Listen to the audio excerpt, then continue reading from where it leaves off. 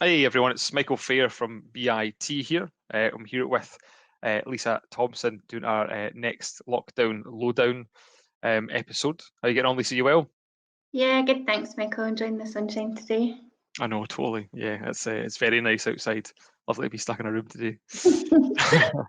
Now, Lisa's from Purpose HR, and obviously you're also the HR manager for Aridhia. How's that kind of come about, Lisa? Yeah, so I set up my business Purpose HR 6 years Hmm. ago, and we provide an outsourced HR function to early stage businesses that don't have an in-house HR manager. So mainly we focus on the technology and the engineering and life sciences sectors.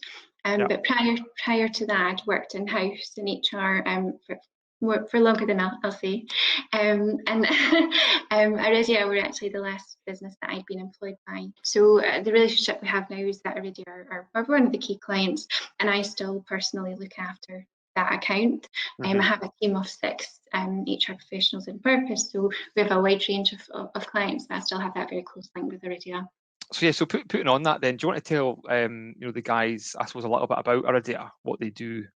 Yeah, so Aridhia has a product which is called the Digital Research Environment, Hmm. which is a trusted, fully audited, secure cloud-based platform, which is specialist for clinical and research data. Hmm. So that's evolved a fair bit over the years as I've worked with them. But essentially, it's a collaboration space with workspaces which can be used for data science research, Hmm. analysis, looking and playing with and working with data. Yeah. So highly relevant, in the current environment with all the challenges that we have around healthcare. Yeah.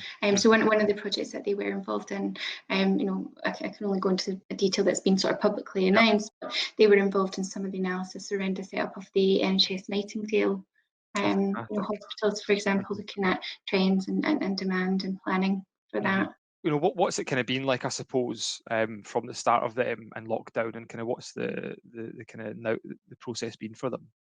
Yeah, well, I mean, a couple of things I would say. I mean, as you know, we're still growing. Hmm. We're still hiring. We've actually onboarded 4 people virtually, so far Amazing. during lockdown, which is, it's been a bit of a shift in ways of working, but I think it speaks for the fact that we've been able to put processes in place to do that, and really Hmm. bring people into our team, which is exciting. We actually moved into full remote working, I would say at least a couple of weeks ahead of other clients that I'm working Yeah. with. So, before it was actually kind of enforced and offices were made to close, our leadership team had already kind of seen a lot of this coming and, made the decision for the team's Hmm. safety and, just to get things up and running. Everybody had been working from home pretty much 2 weeks before that already. It's definitely a big change. I mean, how have the guys and stuff kind of like adapted to it? And I suppose like management's never, I don't think management's ever taught or trained in terms of like, here's a team, fully remote of 30 people, go and manage them. Like, how's the transition been, Yeah. I suppose, internally and culture and stuff for them? Yeah, I mean, I can't speak for the other managers there, but I can Hmm. certainly talk to, some of the things that we've seen working. Yeah. I guess they already had in place, agile working practices and stand-ups. We were Hmm. already used to being a distributed team, Hmm. because we actually had in place, we had 3 offices. So we had 2 different Hmm. offices in Edinburgh and one in Glasgow. So we'd already been used to, I guess, using those technologies. Yeah. Um, Definitely brought other challenges with it in terms of different locations and the tech, but when we've been able to make that work, keep it happening. My team actually said to me that they see me more now Really?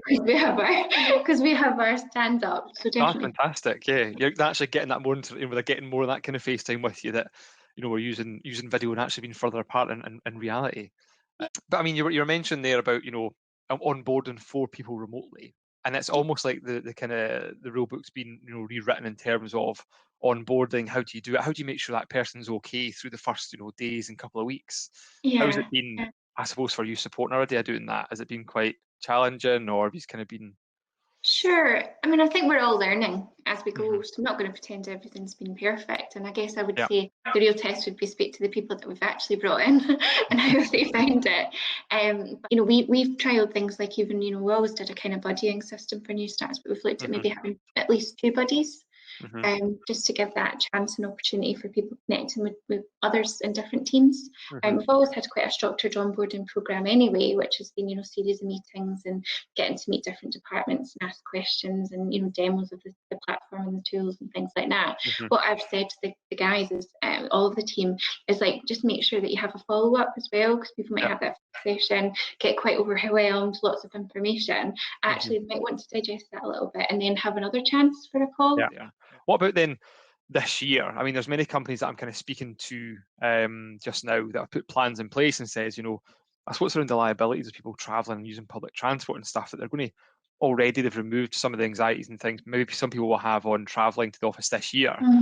What's I suppose Aridhia's plans for the remainder of 2020 and then I suppose moving into kind of 2021? So yeah, I mean, one of the things that we found really positive about the whole working from home situation Mhm. and the lockdown is that the management have really recognised the need to be flexible with people and focus on outputs. Mhm. Recognising that people have got challenges and maybe want to do things like shift their working hours.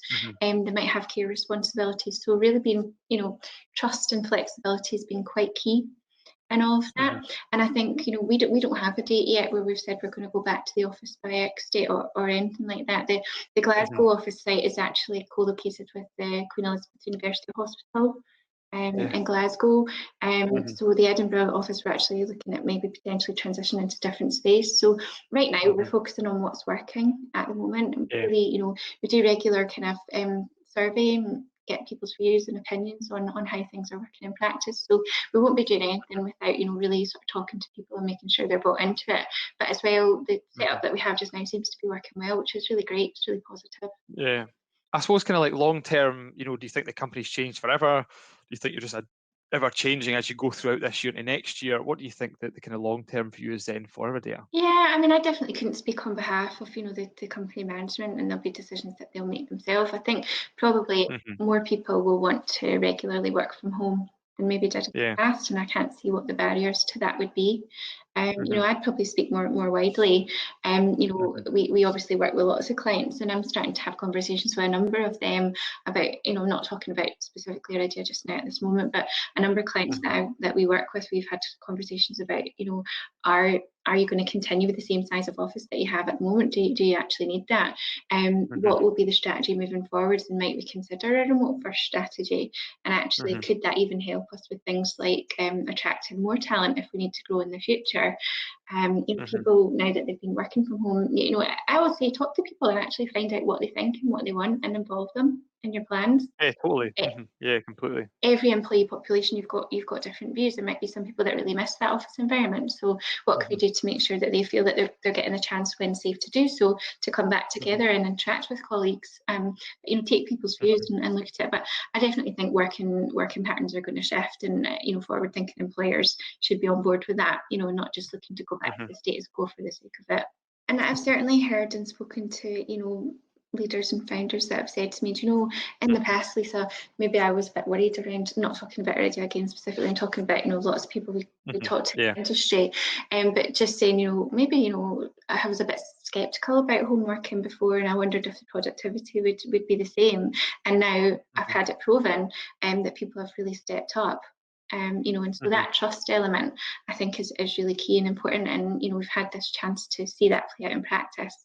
And Mhm. companies actually really appreciate how much has been asked of their employees when they've had no other Mhm. option but to work from home.